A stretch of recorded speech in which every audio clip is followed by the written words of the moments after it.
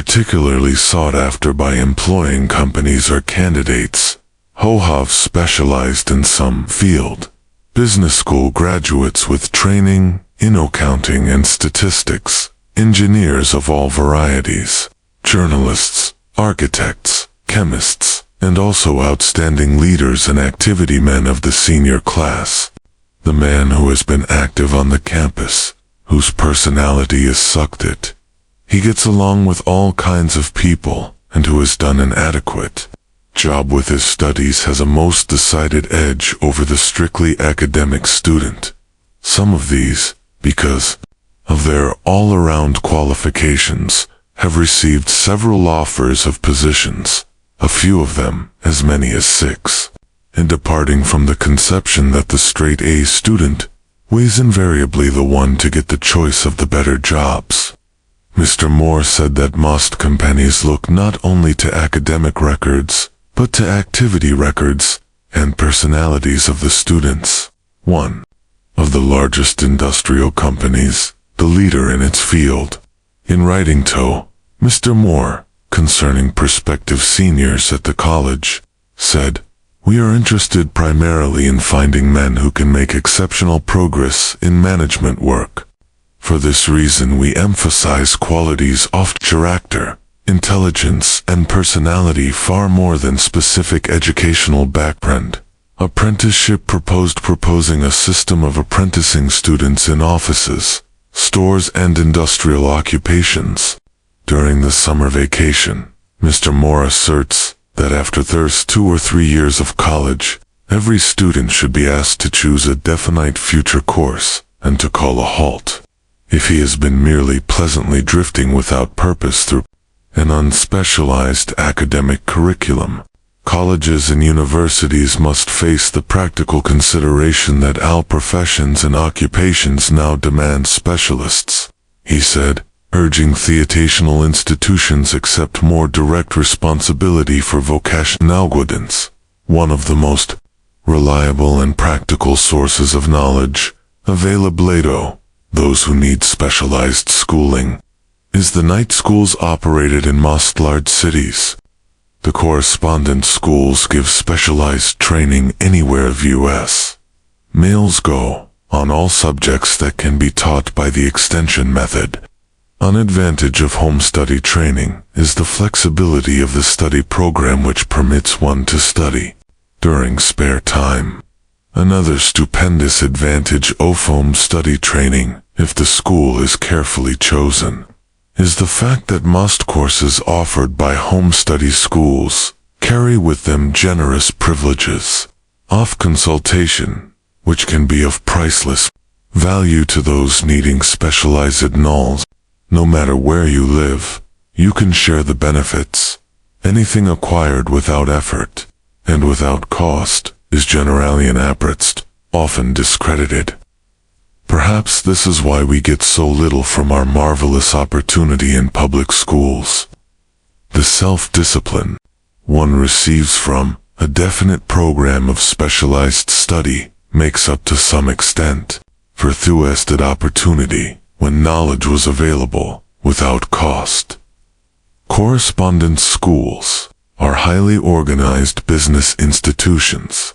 Their tuition fees are so low that they are forced to insist upon prompt payments. Being a schedule pay, whether the student makes good grades or poor, has the effect of causing Ghani to follow through with the course when he would otherwise drop it. The correspondence schools have not stressed this point sufficiently. For the truth is that their collection departments constitute the very finest sort of training on DCISON, promptness, action, and the habit of finishing that which one begins. I learned this from experience more than 25 years ago. I enrolled for a home study course in advertising. After completing 8 or 10 lessons, I stopped studying, but the school did not stop sending me bills. Moreover, I insisted upon payment, whether I kept up my studies or not. I decided that if I had to pay for the course, which I had legally obligated myself to do, I should complete the lessons and get my money's worth. I felt, at the time, that the collection system of the school was somewhat too well organized. But I learned later in life that it was a valuable part of my training for which no charge had been made. Being forced to pay, I went ahead and completed the course.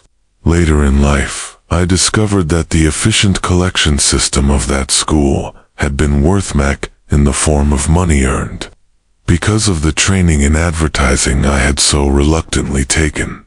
We have in this country what is said to be the greatest public school system in the world. We have invested fabulous sums for fine buildings. We have provided convenient transportation for children living in the rural districts. So they may attend the best schools, but there is one astounding weakness to this marvelous system. It is free. One of the strange things about human beings is that they value only that which has a price. The free schools of America and the free public libraries do not impress people because they are free. This is the major reason why so many people find it necessary to acquire additional training after they quit school and go low work. It is also one of the major reasons why low IRS give greater consideration to employees who take home study courses. They have learned, from experience, that any person who has the ambition to give up a part of his spare time to studying at home has in him those qualities which make for leadership. This recognition is not a charitable gesture. It is sound business judgment upon the part of the employers. There is one weakness in people for which there is no remedy. It is the universal weakness of lack of ambition.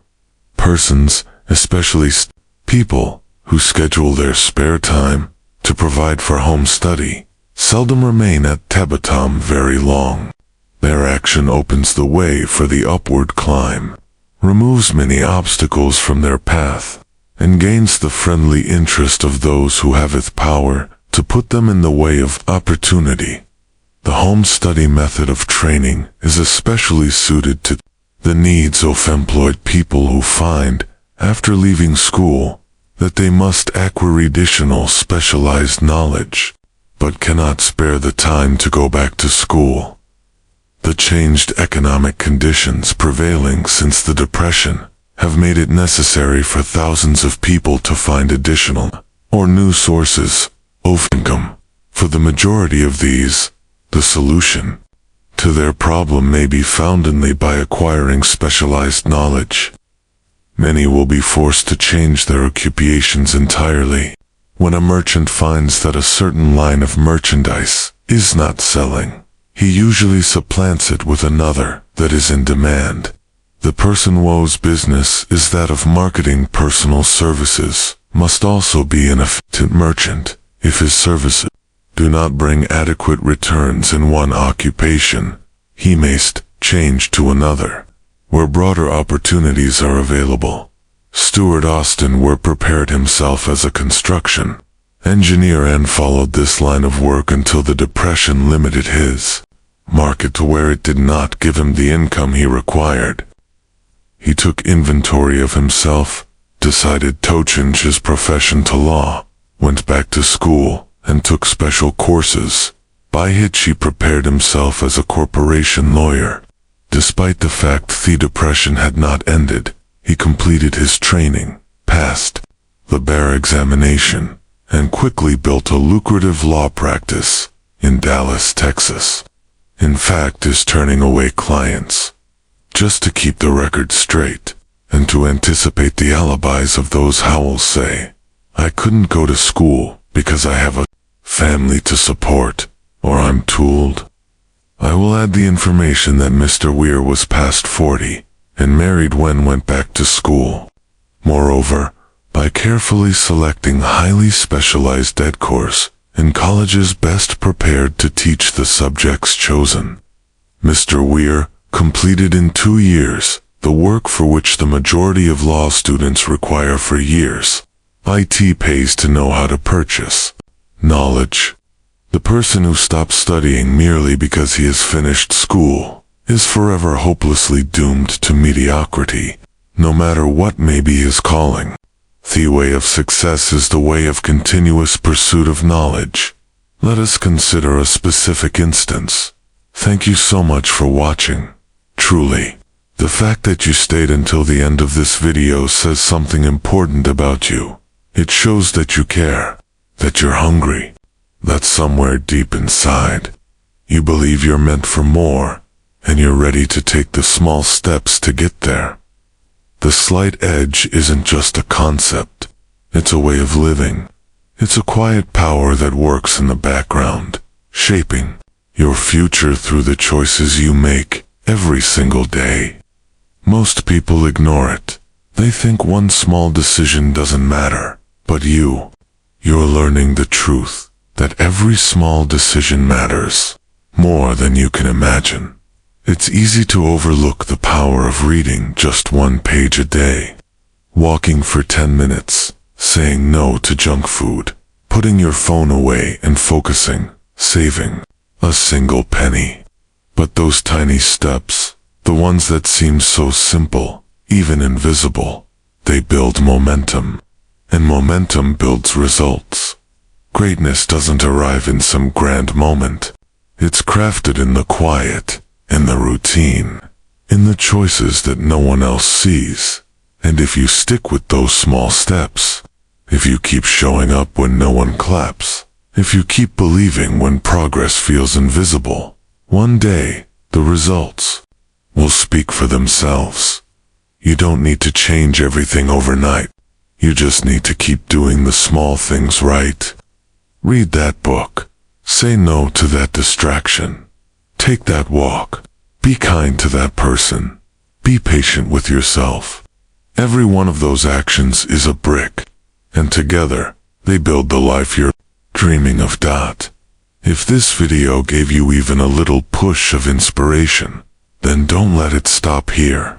Like the video, subscribe for more content like this, and share it with someone you care about, someone who's maybe just one idea away from turning their life around.